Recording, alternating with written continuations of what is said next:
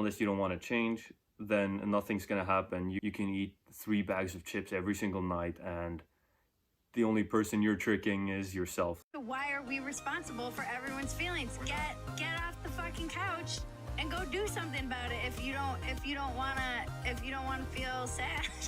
GOTCYLF! Alright, welcome back to GOTCYLF. In today's video we will be discussing how to start eating healthy. By pressing this video, you've already recognized that you have something that you want to improve, so I hope that this video will inspire you to continue on that trajectory. So today's video obviously about how to start eating healthy, and my goal is to motivate you, change your mind about how you view food, and from that let you grow into becoming someone who values food a lot more. I think food is something which can be seen as fuel. If you have like 2 cars which you're filling up with some fuel, if you have 2 options of what to choose, you have one that's a healthy and one that's like a mediocre or really poor quality. I think if you had to place a bet on which one you think would get the furthest, I think you would go for the one which was the cleanest version. And the same kind of idea I apply to food, and I see that the things that I put into my body, that's what I'll be using as fuel to get through the day or get through my workload. And I think that's a good starting point for how you can start to view food. This kind of story that I explained about fuel is something that I'll refer back to in this video. But to start off, I think something we should start to discuss is a question that you need to ask yourself. What food, like when I ask you what is unhealthy food, what are the first things that come into your mind? So some things that people may think of when they think of unhealthy foods that might pop up in their head is like, you have hamburgers, you have pizza, soda, chips, popcorn, all these kind of like naturally labeled unhealthy things. You have candy, and I mean, if you're eating that, you're willing to sacrifice part of that clean fuel that you're putting into your system and reducing the level of it. That's fundamentally what it comes down to. You're allowing yourself to get worse fuel into your system and operating at a lower level of functionability. Yeah, you get what I mean. Like you're filling yourself up with fuel that isn't as powerful as what you could be filling it up with. I mean, that's what it comes down to. I'm not saying that I eat 100% the best food all the time, you know, like I see that might be a little bit excessive as well, but I do see that maybe I don't want to be a person that lies on a 60%, I want to be on a 80 to 85%, and then I have a little bit of a leeway of 15% where once in a while I might order in a soda if I'm out eating, or maybe I'll have some extra sauce with some fries, you know, like small little things. But I think ask yourself, what level of cleanness of fuel do you want to put into your system, and where do you think you are right now? If you're at a 20%, that's like one of the lowest tiers. You're not playing life on easy mode. You're making it harder for yourself. All your daily tasks, all the things that you have to get done every single day, you do with worse fuel inside of your system.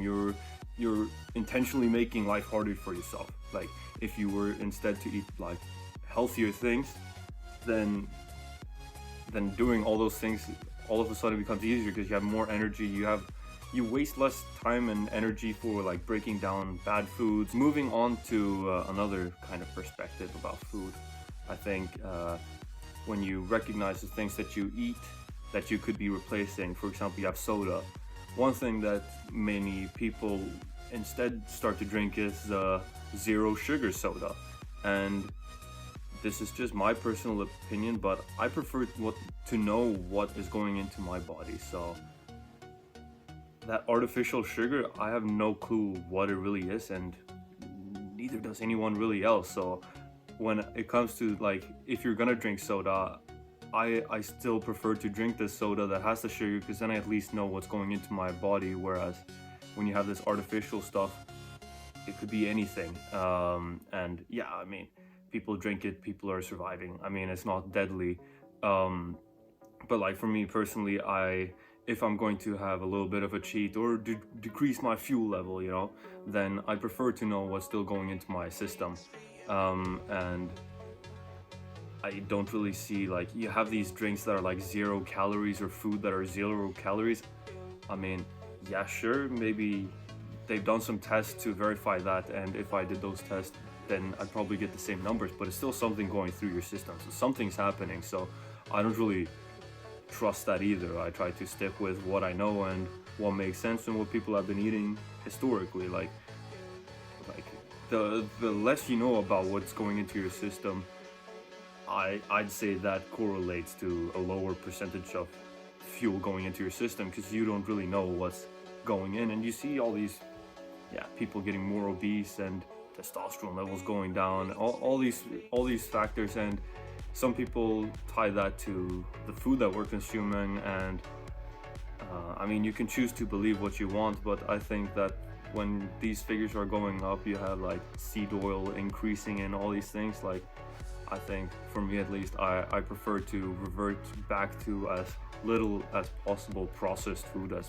possible, and that means that you're eating fruits, you're eating veggies, you're eating drinking milk or meat. Like, you're trying to avoid the things that have been altered, changed as much as possible, because those factors that have been changed, you don't really know what they are. So I think that's one thing that I would like you guys to reflect upon a little bit as well. I mean, I'm not a nutritionist, I'm no doctor, I'm just speaking from what I think, and you make up your own opinion.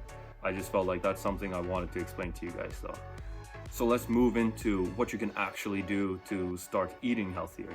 I explained a little bit about the mentality part, how I see food, and hopefully you can see food in that way as well. And I think from that you'll start to consider a little bit more what you put into your system.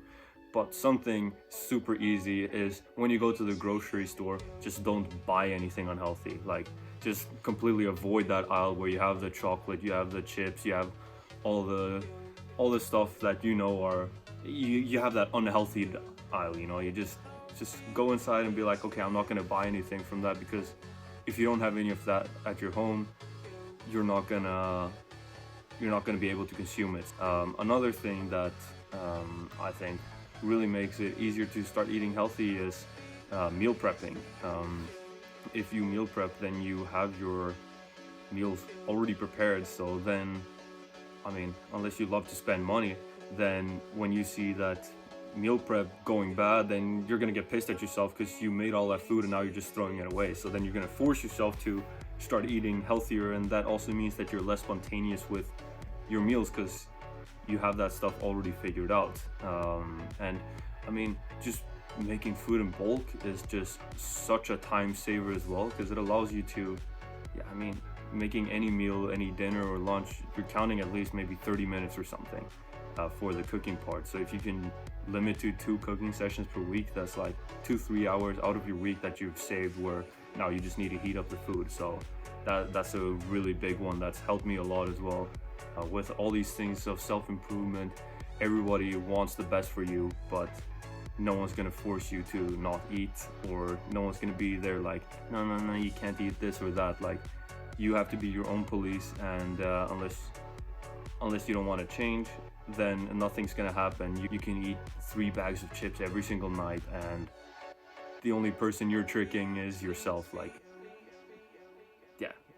you're competing against yourself. If you want to start eating healthier, you got to make that commitment. And these small little tips and explaining the little fuel metaphor, I think, or I hope, can at least change your perception about how you see food, and maybe makes you want to start prioritizing eating healthy as well. Because if you relate it to the gymming culture as well, like, many people say like 10% of gaining muscles is at the gym, 90% is in the kitchen. So if your goals are to become big, get some big muscles, then you should really start prioritizing it as well, because you can lose weight without ever stepping a foot inside a gym. So yeah, I hope this video has inspired you to start reconsidering what you're putting into your body. I hope you want to improve your fuel level, and if you have any questions or recommendations for further videos, please comment them down below. And with that being said, GOTCYLF out. Thank you for this one. GOTCYLF!